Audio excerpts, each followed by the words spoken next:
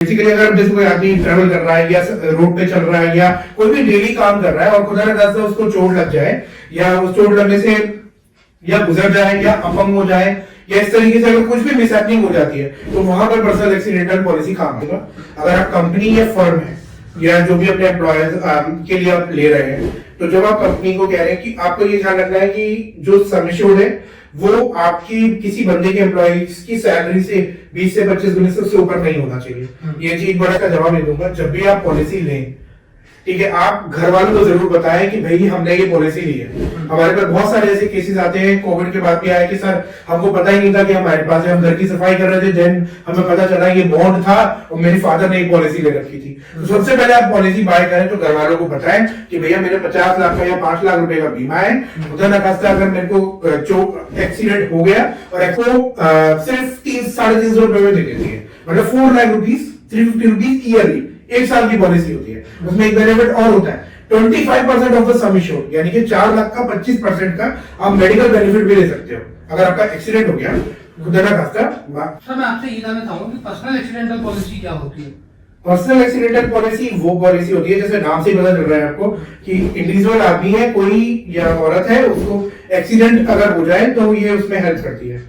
तो बेसिकली अगर जैसे कोई आदमी ट्रेवल कर रहा है या रोड पे चल रहा है या कोई भी डेली काम कर रहा है और खुदा न खास्ता उसको चोट लग जाए या उस चोट लगने से या गुजर जाए या अपंग हो जाए या इस तरीके से अगर कुछ भी मिसहैपनिंग हो जाती है तो वहां पर पर्सनल एक्सीडेंटल पॉलिसी काम आती है। लेट्स से कि कोई एक बंदा है जो डेली अपना रेगुलर काम करता है लेकिन उसने 10 लाख की पॉलिसी ले रखी है और भगवान का किसी के साथ ऐसा ना हो, रोड एक्सीडेंट पे उसकी मौत हो जाती है और अगर उसके पास 10 लाख की पॉलिसी उसने बाय कर रखी थी तो घर वाले या उसके नॉमिनी को 10 लाख रुपीज मिल जाते हैं। सेकंड सेम केस इसी में कि अगर इसी एक्सीडेंट में उसको वो अपंग हो जाता है, अपंग होने पे टेम्पररी यानी कि 6 महीने के लिए वो चल नहीं पाता या बिल्कुल ही पूरे टाइम के लिए उसके साथ ऐसे मिसहैपनिंग हो जाती है, तो उस केस में जो भी डॉक्टर होते हैं सरकारी कहते हैं कि 50% अब उसकी बॉडी काम नहीं करेगी, तो जितना भी रेशो होगा उसके हिसाब से उसका 50% ऑफ द सम एश्योर्ड, मान लो 10 लाख की पॉलिसी थी तो 5-5.5-6 लाख रुपए ऐसे मिल जाते हैं। तो बेसिकली ये होती है पर्सनल एक्सीडेंटल पॉलिसी। सर मैं आपसे ये भी जानना चाहूंगा कि कौन लोग हैं जो इन पॉलिसी को बाय कर सकते हैं? जैसे कि कंपनी में लोग हैं वो भी कर सकते हैं या जो इंडिविजुअल हैं या वो कर सकते हैं, या वो लोग जो नॉर्मल किसी शॉप में काम करते हैं जो कोई रजिस्टर्ड नहीं है लेकिन ऐसे ही काम करते हैं वो भी ले सकते हैं या नहीं ले सकते हैं?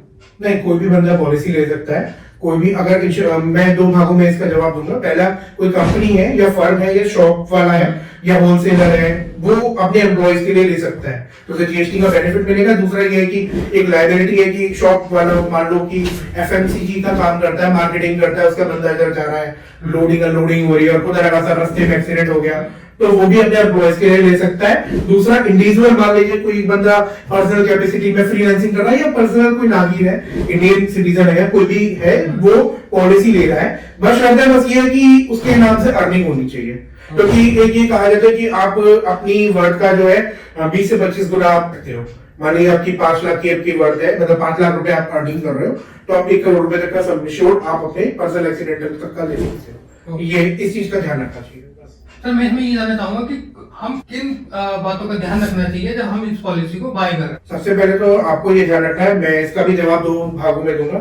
अगर आप कंपनी या फर्म है या जो भी अपने एम्प्लॉयज के लिए आप ले रहे हैं तो जब आप कंपनी को कह रहे हैं कि आपको ये ध्यान रखना है कि जो सम एश्योर्ड है वो आपकी किसी बंदे के एम्प्लॉइज की सैलरी से 20 से 25 गुना से ऊपर नहीं होना चाहिए। ये चीज बड़ा ध्यान रखना है। दूसरा, जब आप पॉलिसी ले सभी के लिए, आपका काम क्या है? लेट्स से मैं कहता हूं कि आप मार्केटिंग कराते हो तो पॉलिसी में जो ऑक्यूपेशन है वो सही मेंशन होना चाहिए। दूसरा, वो जो रेट यूज कर रहे हैं, जो टैरिफ, बेसिकली आपको पता नहीं चलेगा, लेकिन आप एजेंट या ब्रोकर से पूछें कि भैया जो आप मुझे दे रहे हो पॉलिसी वो एक्चुअली में उसी के लिए ही है।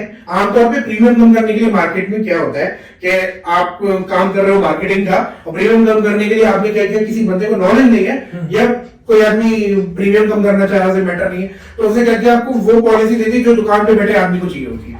क्योंकि आप जब रोड पे चल रहे हो तो आपका रिस्क ज्यादा है और कोई आदमी दुकान पे बैठा है पूरे टाइम, उसका रिस्क कम है। तो क्या होता है कि वो उसको उस रेट की पॉलिसी दे देता है जो कि वो शॉप की लगा देता है। तो ये चीज का बहुत ध्यान रखना है कि आपकी ऑक्यूपेंसी क्या है और आपको ऑक्यूपेंसी के हिसाब से आपको पॉलिसी मिलेगी।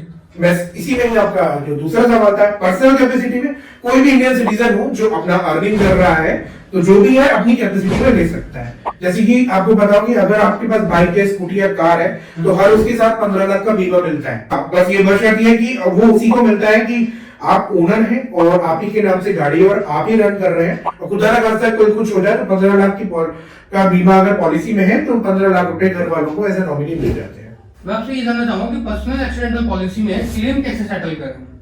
इसमें ऐसा होता है, सीधी सी बात, पहला तो मैं इसका जवाब नहीं दूंगा। जब भी आप पॉलिसी लें, ठीक है, आप घर वालों को जरूर बताएं कि भाई हमने ये पॉलिसी ली है। हमारे पास बहुत सारे ऐसे केसेस आते हैं, कोविड के बाद भी आए कि सर हमको पता ही नहीं था कि हमारे पास है, हम घर की सफाई कर रहे थे, देन हमें पता चला ये बॉन्ड था और मेरे फादर ने एक पॉलिसी ले रखी थी। तो सबसे पहले आप पॉलिसी बाय करें तो घर वालों को बताएं कि भैया मेरे 50 लाख का या 5 लाख रुपए का बीमा है, खुदा ना खास्ता अगर मेरे को एक्सीडेंट हो गया और एक्सीडेंट में मैं गुजर गया तो भैया ये 5 लाख कैसे मिल जाएंगे, बॉन्ड कॉपियां संभाल के रखें।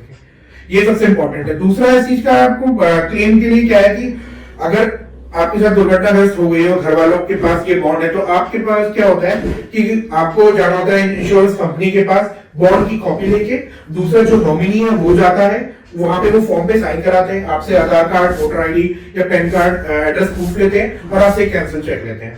तो वो चेक लेके आपके अंदर 5 या 7 दिन के अंदर आपको अमाउंट डाल देते हैं।